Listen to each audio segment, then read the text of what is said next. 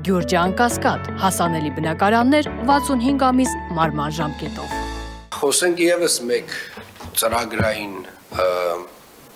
հավելվածից, պարոն Վարդազարյան, 2025 թվականի հունվարի 1-ից կառուցապատման թույլտվությունների տրամադրման վարչարարությունն իրականացվում է բացառապես էլեկտրոնային եղանակով եւ հարթակի հետ կապված, հիմա հունիս ամսի 30-ն է, մենք դեռևս ունենք խնդիրներ եւ ես կուզենայի հասկանալ այս օբյեկտիվ դժգոհությունները, որոնք որ քաղաքացիներ ունեն հարթակի վերաբերյալ, ինչու մինչ այս պահը դեռ լուծումներ չեն ստացել, կխնդրեմ մի փոքր դուք խոսեք սրա մասին։ Շատ լավ, հարգելի պարոն քաղաքապետ, Քաղաքաշինության ոլորտի թվային ծառայությունների Ուրբանի Գովեեմ հարթակը սույն թվականի հունվարի 1-ից դարձել է պարտադիր եւ միակը կառուցապատման թույլտվությունների տրամադրման վարչարարության իրականացման համար։ Սակայն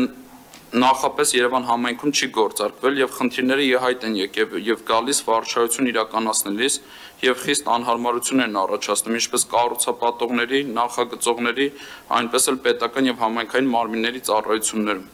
Շուրջ 6 ամիս վարչարարության իրականացմանը զուգահեռ Երևանի քաղաքապետարանի համապատասխան ստորաբաժանումները իրենց մարդկային ռեսուրսները եւ ժամանակը ներգրավել են համակարգը վարչարարության արդի պահանջներին համապատասխանեցնելուն, բայց առայսօր առկա են էական անկատարություններ, որոնք խոչընդոտում են պատշաճ որակով եւ ժամկետներում լուծելու աշխատակազմի առջեւ դրված խնդիրները։ Վերջին ամիսների ընթացքում քաղաքապետարանի աշխատակազմի համապատասխան ստորաբաժանումների կողմից գրեթե ամենօրյա ռեժիմով վեր են հանվել բազմաթիվ տեխնիկական եւ կառուցվածքային խնդիրներ, որոնց մի մասը տեղային լուծումներ ստացել են, սակայն որոշ հարցեր դեռ ոչ, եւ ընթացքում իհայտ են գալիս նաեւ նորերը։ Մասնավորապես առայսօր 3-րդ եւ 4-րդ ռիսկանության աշճանի օբյեկտների իրականացման նպատակով շինարարության թույլտվության տրամադրման եւ նախագծային փաստաթղթերի համաձայնեցման դիմներին գործերին ներգրաված չէ քաղաքաշինության տեխնիկական եւ հրդեհային անվտանգության տեսչական մարմինը,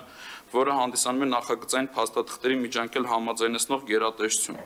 Վերջինիս կողմից նախագծային փաստաթղթերի նորմատիվատեխնիկական փաստաթղթերի համապատասխանությանը հավաստող գրության մեջ նշվում է, որ այն վավեր է դրոշմակնիքի առկայության պարագայում։ Նման պայմաններում դիմողը ստիպված լուսապատճանում է ամբողջ նախագծային փաթեթը եւ քաղաքապետարան համաձայնեցման է ներկայացնում այն, ինչը էականորեն ավելացնում էլեկտրոնային նյութի ծավալը եւ արդյունքում նախագծերի համեմատաբար փոքր մակնիշավորումները դառնում են անընթեռնելի։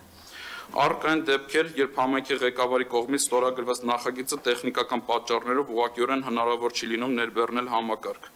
Որոշ խոշոր քաղաքաշինական ծրագրերի իրականացման համար համաձայնեցված նախագծերի հիման վրա հնարավոր չի լինում իրականացնել պետական գրանցում, քանի որ որոշ գերատեսչություններում համաձայնեցված նախագծերը ուղղակիորեն չեն երևում։ Նախագծերի պարզ փորձաքննության էլեկտրոնային վավերացումները հաճախ առկա չեն կցված փաստաթղթերում։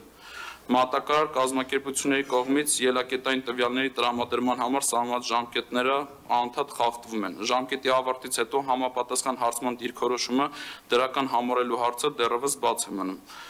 Առկա են համընդհանուր դժգոհություն համակարգի աշխատանքի նախագծողների եւ կառուցապատողների կողմից դիմումների եւ կից փաստաթղթերի ներբեռնման կամ առհասարակ ներբեռնման անհնարինության վերաբերյալ։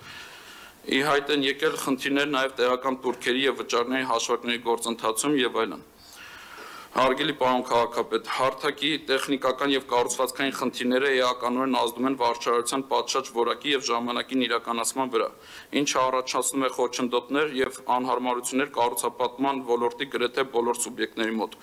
Ուստի վերհանված հարցերին ամենասեղմ ժամկետներում լուծում չգտնելու պարագայում առաջարկում ենք ձեր հանձնարարականը քաղաքաշինության կոմիտեի համապատասխան ստորաբաժանումների հետ քննարկել տվյալ հարթակի մինչ անկատարությունների վերացումը դիտարկել թեկուզ եւ ժամանակավոր կասեցման հնարավորությունը։ Շնորհակալ եմ պարոն Վարդազարյան, հարգելի գործընկերներ, ես ուզում եմ խոսել այս process-ի մասին եւ այնց բաց խոսենք, էլի ինչա տեղի ունեցել։ Մեր գործընկերները օրենքում փոփոխություն են կատարել, որտեղ որ ֆիքսվել է, որ այս տեսակ ծառայությունները պետք է իրականացվեն կոնկրետ էլեկտրոնային հարթակի միջոցով, այս տարվա հունվարի 1-ից սկսած։ Եվ դեռևս նախորդ տարի, երբ որ այս քննարկումները գնում էին մեզ մոտ եւ այս հարթակը մեզ ներկայացվում էր, մենք ասում ենք Ջորջ ջան, Երևանի քաղաքապետարանը երևի թե այս ոլորտում ամենա հնարավոր բոլոր ամենաբարդ դեպքերը մեզ մոտ կան, այսինքն այս ընդհանուր բանով, տրամաբանությամբ եւ ինչ որ ընդհանուր տենց, չգիտեմ, ֆիքսված տեխնիկական առաջադրանքով կարող է չստացվի, որովհետև մենք ունենք բազմաթիվ եւ բազմաբույլ դեպքեր։ Եվ հիմա կրկնեմ, հունիս ամսվա վերջն է, այս հարթակը գործարկված է արդեն փաստորեն 6-րդ ամիսը, եւ մենք օրենքով պարտադրված ենք այս հարթակով աշխատել, մինչ այս պահը մենք բազմաթիվ խնդիրներ ունենք։ Եվ առհասարակ էլեկտրոնային հարթակների ձևավորումը շատ կարևոր է, որ իրականացվի պրոցեսուալ տեսանկյունից որոշակի փուլայնությամբ, այսինքն չի կարող պատահի, որ մեկ օրվա ընթացքում, այսինքն ամբողջապես դու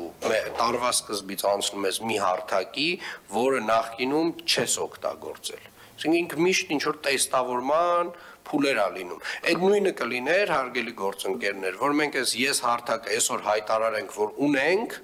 ու վերջ մեր բոլոր մեկ պատուհանները փակենք, ասենք, որ մենակ ես հարթակից պետք է օգտվենք։